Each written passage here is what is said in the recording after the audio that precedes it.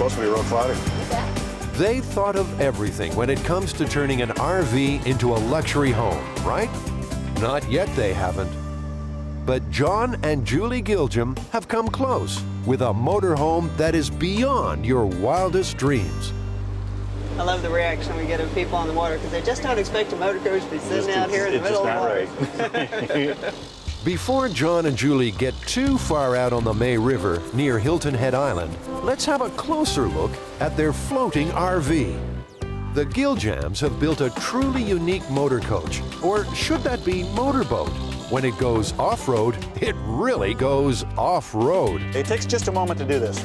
On this particular coach, we pop open the sides. These are our outriggers. Pull the pontoon out to provide us with the stability in the water. We've got big air tanks in here, but all I do is I hit these switches, and you watch, this thing blows right out. This is no cheap bus conversion. John started with an aluminum boat hull and custom built from there up. The top half is a luxury coach. Add wheels for off-water driving, and you've got yourself an amphibious bus. We made these so that they would slide out very wide to make us more stable in the water.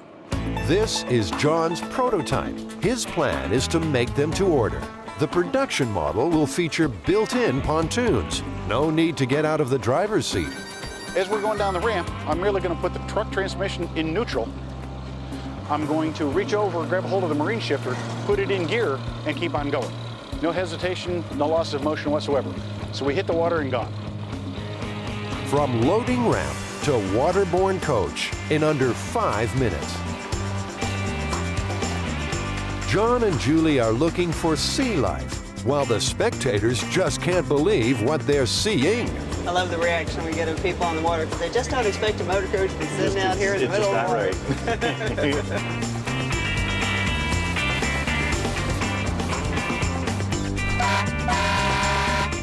Their children Ivan and Joanne, plus grandson Colton, are on board. What's their take on Dad's peculiar ideas? Doesn't surprise me a bit. I'm used to it. How's that? We're on an RV and we're in the water. I mean, you don't see that. It's never been done before. Ivan had a hand in much of the outfitting. In his book, that earns him roof diving privileges. Wow! This is cool. Us being a boat, that gives you the best of both worlds. You have a houseboat, you have a motor coach. Every lake, every piece of water that you drive by is potentially your place to go and enjoy. John wants to build a fleet of these. The key to the design is simplicity, from the road to the water with no fuss, and only one engine. On the back of the engine, there's called a rear engine power takeoff. That gives me 2 shafts. One drives the normal transmission that you would expect in the motor coach. A second shaft drives the marine transmission. So when we get into the water, all I'm simply doing is I punch the neutral on the road transmission, grab a hold of the marine shifter, I put it in gear, and the propellers start turning immediately. And we go in, it's that simple, we're a boat that quickly. Being both coach and boat means a bigger than usual control panel. The driver has instruments for land and water. This basically is my marine console, and over here we've got navigation lights. These are indicators for both the rudder, which the rudder actuates right here with a touch of this joystick here. And I've got indicator gauges that actually tell me, believe it or not, where the front wheels are and where the rear wheels are, because when we're in the water, the front wheels can act as rudders too. And so when you go to land, you have to make sure that your wheels are straight forward. And this is my marine shifter that we put it into gear. We've got our water controls, we've got our automatic leveling system with computerized leveling. Right here we have the 3 bilge lights. The bilges are enabled, and we have warnings in each section of the bilge. We have a complete automatic fire suppression system on board. Depth gauge here, and then we have this huge electrical panel here. All of the low voltage on one side, all of the high voltage for the generator controls and so forth on this. And what modern coach would be without the backup camera? The screen displays even more functions. We've got the glove box set up for an onboard computer, so we can have the moving map GPS, the backup camera, and the PC all tied onto one monitor. The coach is designed for calm water sailing.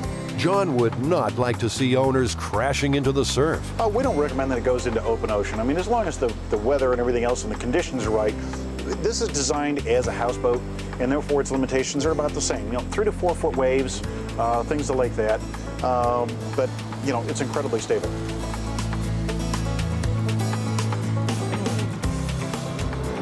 Apart from propellers, the 6-foot rear swim deck is an instant giveaway.